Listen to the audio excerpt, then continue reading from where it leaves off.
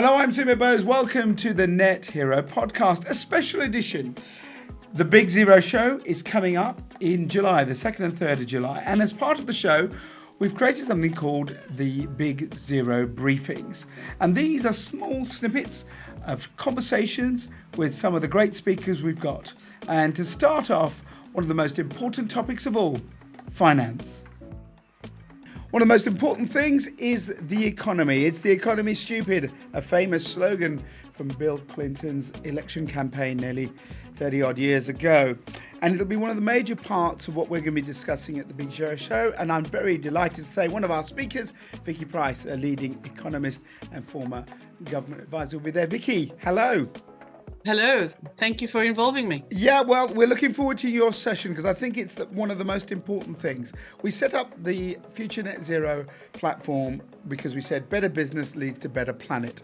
And business involves around economic growth, which is a good thing, and it's part of what we call sustainability. As someone who's been across the economic world for several decades and you've seen this change, would you say now, for our audience, inextricably the future is your funding, not even the funding, but the actual economics of banking, the banking instruments, the banks themselves, are all going to be looking at carbon as they move forward?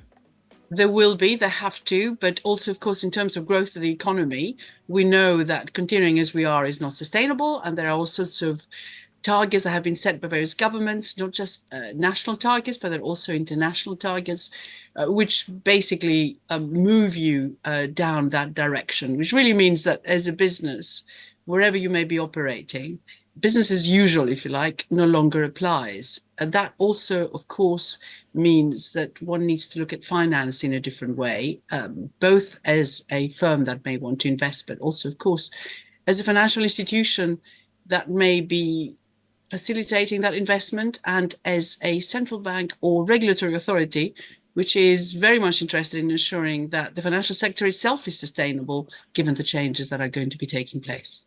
So let's talk about one of those things. We'll talk about businesses in a second, but the actual banking institutions. The Bank of England, I think, has set some guidance now because there is a big problem that banks have, which is they've been accused of greenwashing. Literally, if money is green, greenwashing, because they're still funding oil and gas projects or fossil fuel projects or projects that are polluting or creating more emissions. Now, a lot of banks have tried to, over the last few months, walk away from that and said that they're not going to do that. What is the sort of pull legislatively towards that, or the push? Because from what I understand, the Bank of England is setting up some rules about what it says can be legitimately considered, yes, I'm doing this and I'm clearing up, and what it sees as, protecting the consumer from greenwashing claims by banks.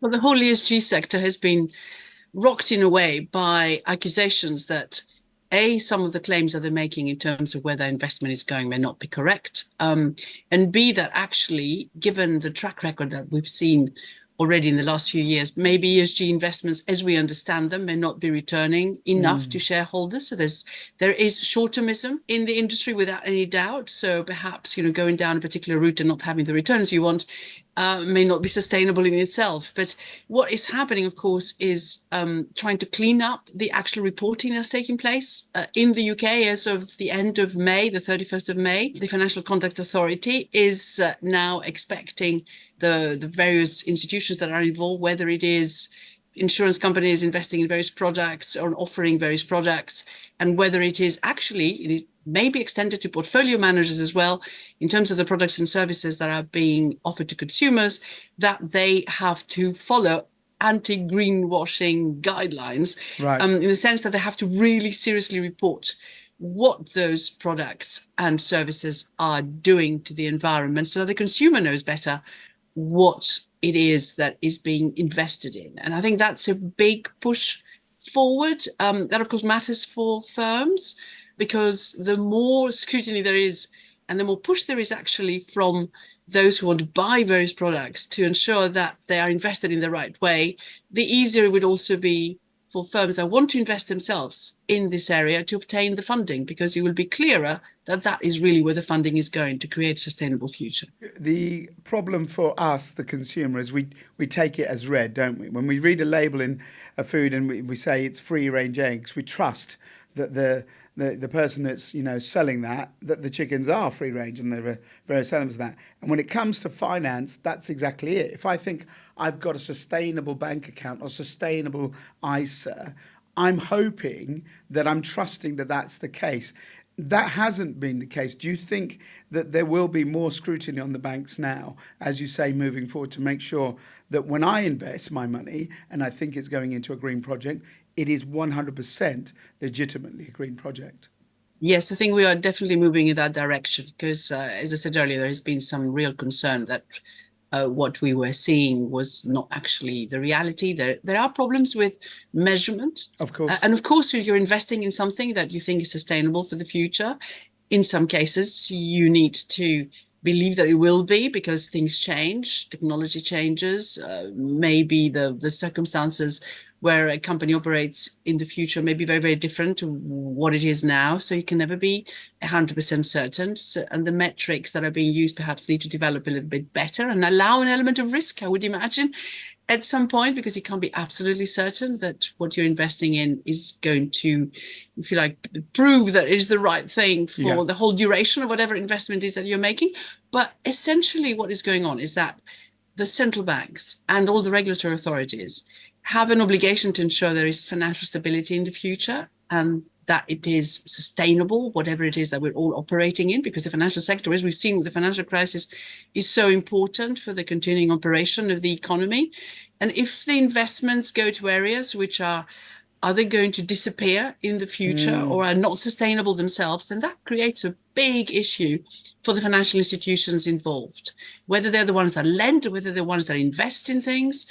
And of course, for the companies that may be in a particular sector, which is certainly not going to be there in the future.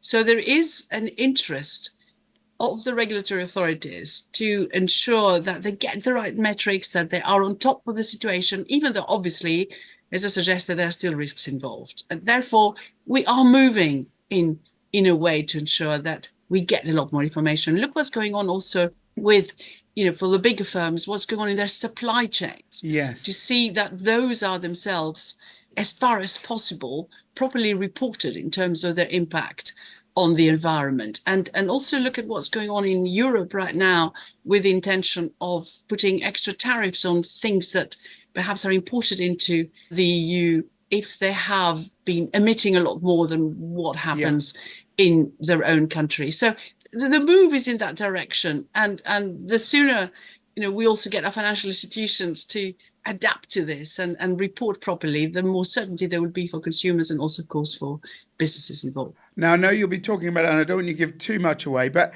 in essence, for the businesses who will be coming to the show, do you think they really need to sit down and think about where they're putting their money? A, that they're finding sustainable banks to invest in, but B, if they're looking to make decisions, they need to be aware of the carbon of those decisions, because in the future, they might not get that lending. Absolutely. But of course, again, they will have to do a lot of work themselves in terms of the way in which they can measure what the impact of whatever they're going to be doing is going to be. And those metrics in some ways are developing.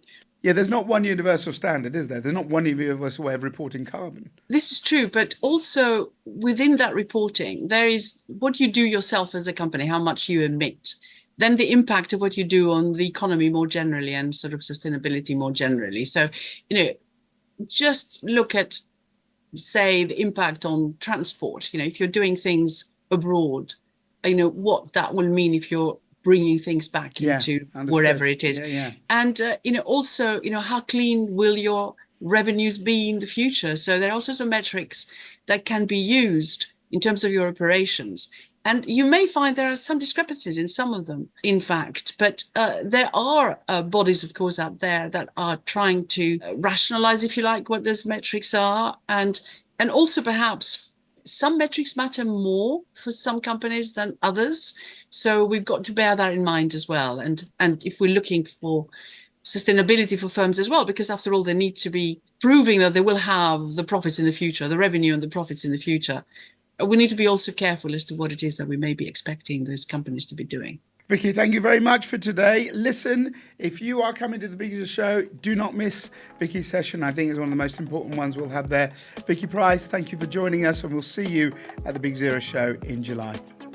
You've just heard the Net Hero podcast from futurenetzero.com. Join us as we help you find ways to cut your carbon footprint as we head towards net zero. Subscribe and follow us on social media. futurenetzero.com. Better business, better planet.